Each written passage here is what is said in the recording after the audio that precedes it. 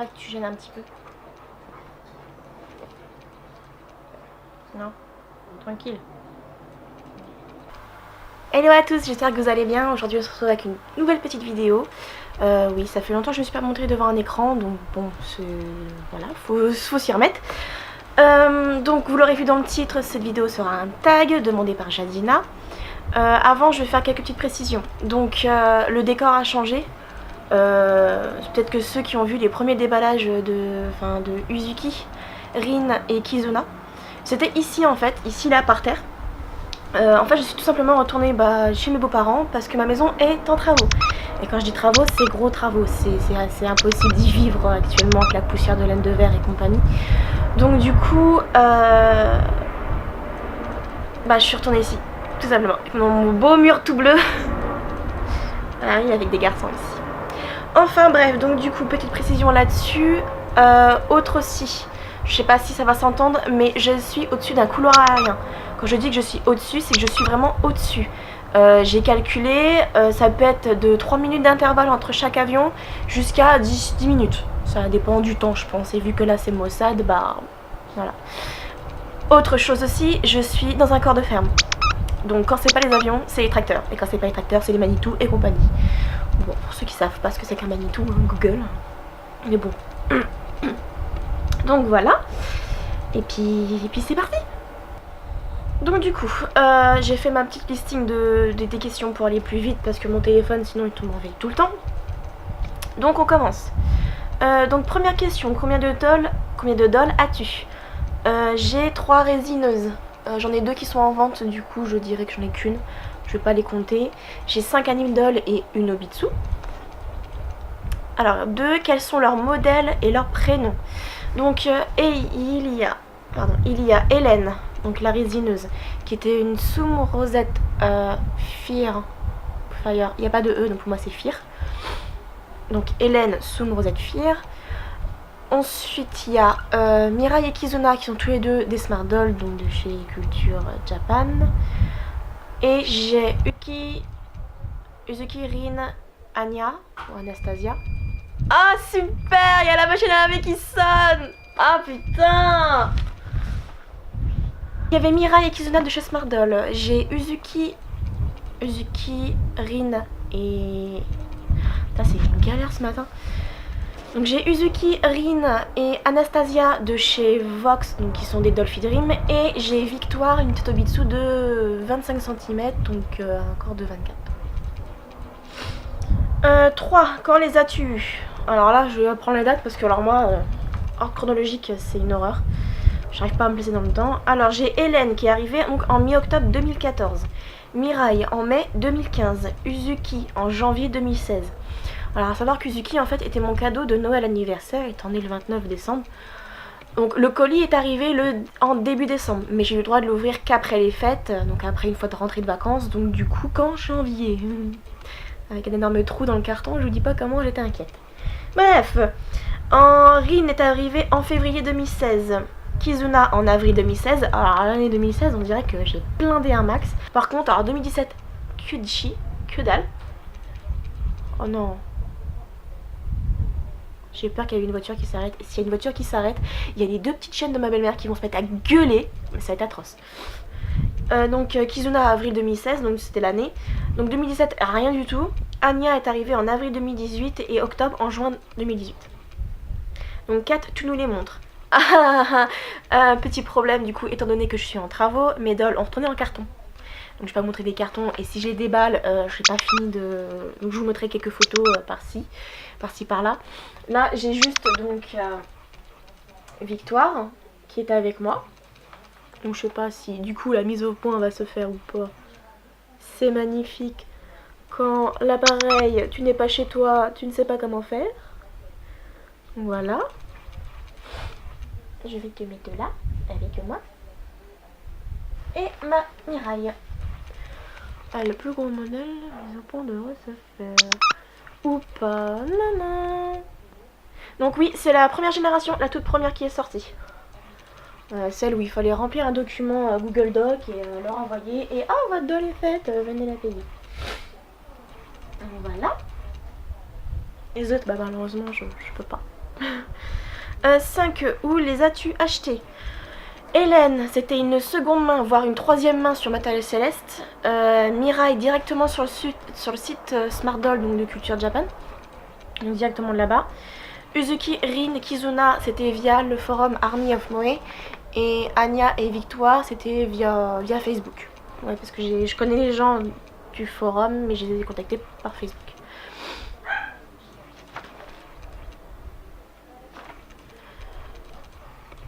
Combien les as-tu payés?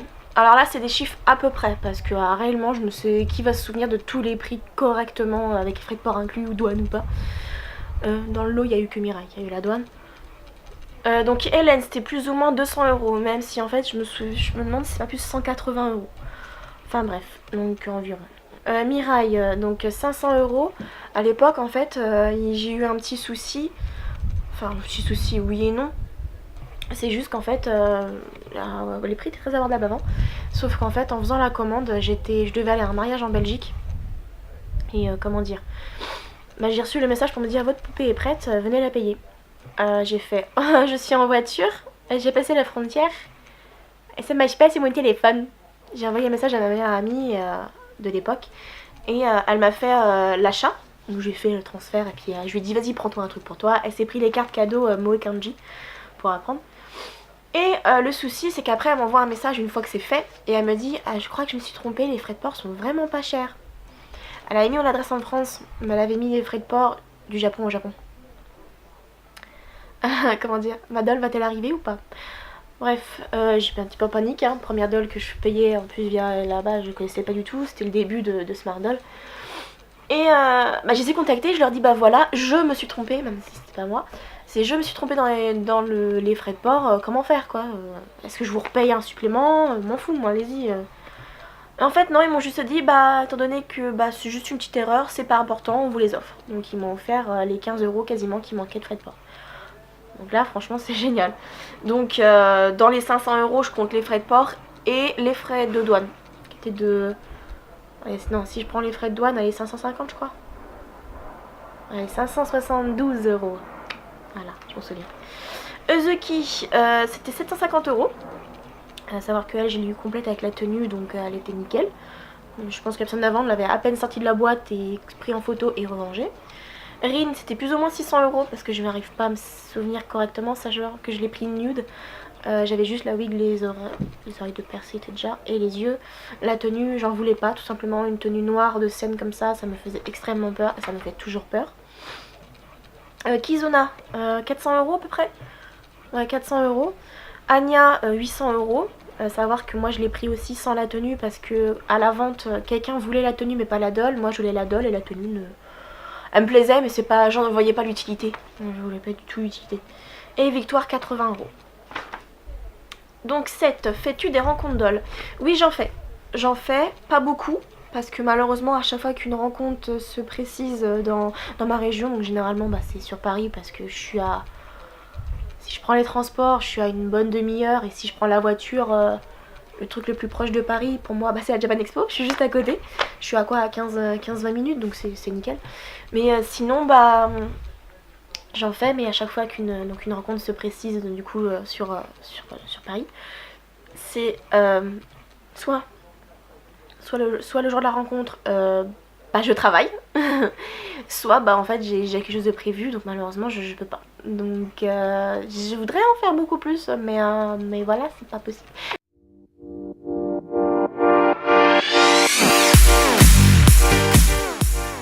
Donc non, elles n'ont pas de style particulier, du coup c'est ce que je disais, elles portent seulement ce que j'aime.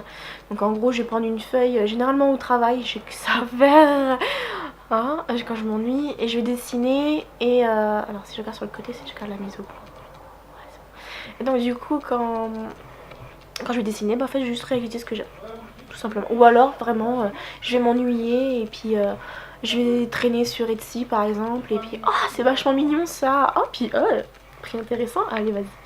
Mais sinon non, ils n'ont pas de style particulier. Normal, non, c'est pas de style. Une couleur, généralement elles ont une couleur juste associée, juste ça. Donc 9, as-tu une Dream Doll? C'était une Dream Tulip, j'ai modifié, Dream Doll. J'en ai deux. Côté résineuse, bah, c'est Hélène. Même si c'est ma troisième doll en fait. J'ai un ami qui parle à côté. Je sais même pas si ça va s'entendre. Ouais. Ouais. Non. Enfin bref. Donc j'essaie de parler un peu plus fort. Donc, du coup en résineuse, bah, ça sera Hélène. Même si c'est ma troisième doll. C'est juste que en fait elle est vachement fine. Je l'avais vue à ma première rencontre en make-up et tout. Elle était juste magnifique. Puis j'ai craqué tout simplement une fois que j'en ai eu en cause. Et en version anime doll, et bah en fait c'est Mirai tout simplement. Pourquoi? Bah, parce qu'en fait quand je suis rentrée dans l'univers des dolls, j'ai commencé par les résineuses, et quand j'ai voulu me développer vers les anime dolls, poupées que je connaissais depuis vachement longtemps aussi, grâce au Dolphy Dream, mais le prix, on va pas se le cacher, quand on commence à travailler, c'est pas le premier truc que tu vas t'acheter. Donc voilà. Et puis quand j'ai commencé donc, à découvrir ces dolls, bah, je suis tombée sur une vidéo de la Mirai robotique qui essayait de faire, et bah, je me suis plus renseignée, j'ai pu chercher, et puis un jour il a annoncé qu'il mettrait en vente les manuels, donc pas robotisés. Puis voilà, c'est venu comme ça. Donc dernière question, 10, ont-elles une histoire?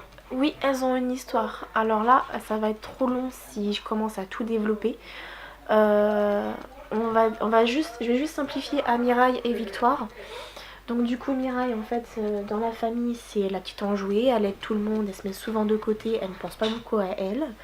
Elle veut le bonheur de tout le monde. Et Victoire c'est la petite chippie de la famille, on ne sait pas trop d'où elle vient, on ne sait pas trop ce qu'elle veut faire. Elle fait juste chier tout le monde et adore faire des farces. Petite saloperie, c'est microbe en fait. Après si vous voulez toutes leurs histoires, il faudra aller via mon blog, donc je mettrai en lien en barre d'infos. Elles ont toutes leur portrait qui est fait quand l'occasion comme quand... Non, dans comment elles sont arrivées, on va dire, dans la famille. Et en dessous, son histoire liée à elle, chaque personnage. Donc voilà, ce sera tout pour ce petit tag, tout pour mon pas parenthèse. Alors j'espère que ma vidéo n'aura pas été trop longue et trop chiante. J'espère que cette fois-ci la mise au point s'est bien fait tout le long de la vidéo, sinon je vais niquer mon appareil photo. Joie, bonheur, allégresse m'habite. Habiter. N'imaginez pas autre chose. Vous savez quel âge. Donc voilà, ce sera tout pour la petite vidéo. J'espère que ça vous aura plu. Et puis à bientôt.